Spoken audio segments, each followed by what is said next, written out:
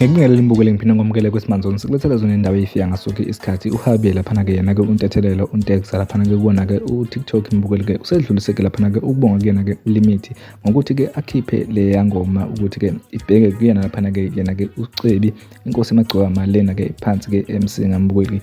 Nathi-ke ividiyo yakhe laphana-ke untethelelo uMr Habe echaza kabanzi ngayo-ke ingoma yakhe-ke uLimit nokwenze wancoma yena laphana-ke uLimit ngendlela ahloniphe ngayo laphana yena-ke uSicebi mbukeli.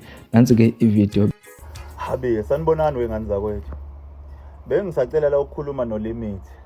Kodwa before ngikhulume noLimit, ngiyacela ukuqale ngidlulise amazwi enduduzo. Bengakaze ngiwadlulise since-ke ubuhlungu behlele thina sonke. Kuyafana nokuthi nathi sidlulelwe umfowethu esizalwa naye wegazi. Kuyasikhalisa futhi inyembezi. Khona lesaga-ke noma isisho esithi uma kunje emthini omanzi kaze komile kuyoba njani. Nami ngiyawubuza nje ukuthi uma kunje komanzi kaze komile kunjani, njengoba thina singabafowabo ngokuphilisana ngokwempilo nje emhlabeni, ukuthi kazi-ke emndenini kunjani. Siyafisa nje ukudlulisa amazwi enduduzo engathi umndeni ungabopheka ngebhande likaNkulunkulu, ngoba akekho umuntu osuke engabhandisha isilonda sokulinyalelwa umuntu osuke kade umthanda. So-ke engathi nje uNkulunkulu anganibopha umndeni wakwaDlamini, ihlobo, abangani abaseduzane kanye neSouth Africa yonke nje. Siyazi ukuthi silinyalelwe bafowethu. Amazwi nje enduduzo esifisa ukwadlulisa singontethelelo ilawo, bese ngidlulela la kuLimit. Kunento engiyibonile la, kune-video ekhisho, kune-video eyenziwe uLimit bese studio benza ingoma lethi lashona ilanga. Ikhona nje kwi-video ebefore le engiyenza njengamanje. Laphayana uLimit wenze ingoma e-studio, kodwa kuleyo video ubhalile kwi-caption ukuthi uyasaba ukuyikhipha ingoma ngesizathu sokuthi usaba ukukhuluma obekukhona. Kuye kwasiliyala indaba yokuthi uSminofu akhiphe ingoma ngesilo bekungelona-ke iphutha. Kwase kuba nezinkulumo ngoba khona abantu abahlale befuna ukugqiba izinto baze balwe nezinto ezingenasidingo, uyabona. So ngifuna ukuthi kuLimit bafowethu, indlela bafowethu enisilapha ngayo nenisiduduza ngayo njengabantu nje abaphilayo ngomusic ayikho enye ngaphandle kokuthi ukhiphe ingoma. Lento ithathe njenge-tribute oyibhekise kuSicebi. Kahle kahle ingoma le yokuhlonipha uSicebi.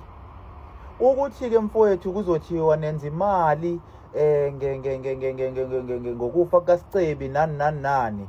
Yabona-ke mfowethu, leyo nto ngeke uze uyigweme ngoba ayikho indlela ongasipha ngayo leyo ngoma ngaphandle kokuthi ingene online sikwazi ukuyithola sonke njenge-South Africa. Uma kuthiwa kukhona indlela yokuthi siyithole ungagayi imali ngayo-ke, kube ukuthi usiphe nje, manje ngeke uze ukwazi ukusipha weLimit mfowethu. Indlela elula yokuthi siyithole leyo ngoma sikwazi ukuzilapha ngayo nathi sizipholise ngayo ikona ukuthi ingene online sikwazi ukuyithola kalula. So ngifuna ukuthi mfowethu indlela bafowethu enisebenza ngayo iyona elapha imizwa yabanye abantu.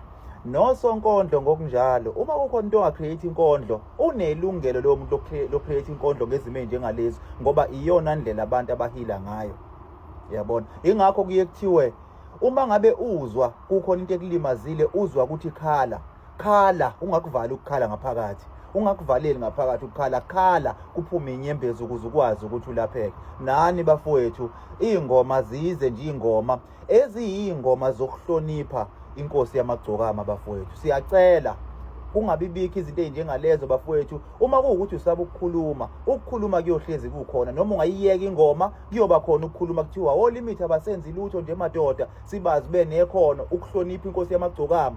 Uyikhipha ingoma kuthiwa awusenenza imali, vele ukukhuluma kuyohlezi kukhona. Kodwa mina ngiyacela mfowethu ukuthi le ngoma ikhiphe, iyona ngoma ekuzothi mangabe kuphikelelwe ngayo noma ilapho la kuphikelelwe khona ngoba njengamanje sobe sidlala yona le clip le kade ngidlala kule video ngemumva, ayikho futhi enye into uma kuwukuthi igcina ngempela ayitholakala. So bafowethu ngiyacela mina kubaculi nje baku-understand ukuthi ubuciko babo ibona bokucikoza ezimene njengalezi, ngoba vele umculo iwona wokulapha noma wokujabulisa imizwa yomuntu. Habi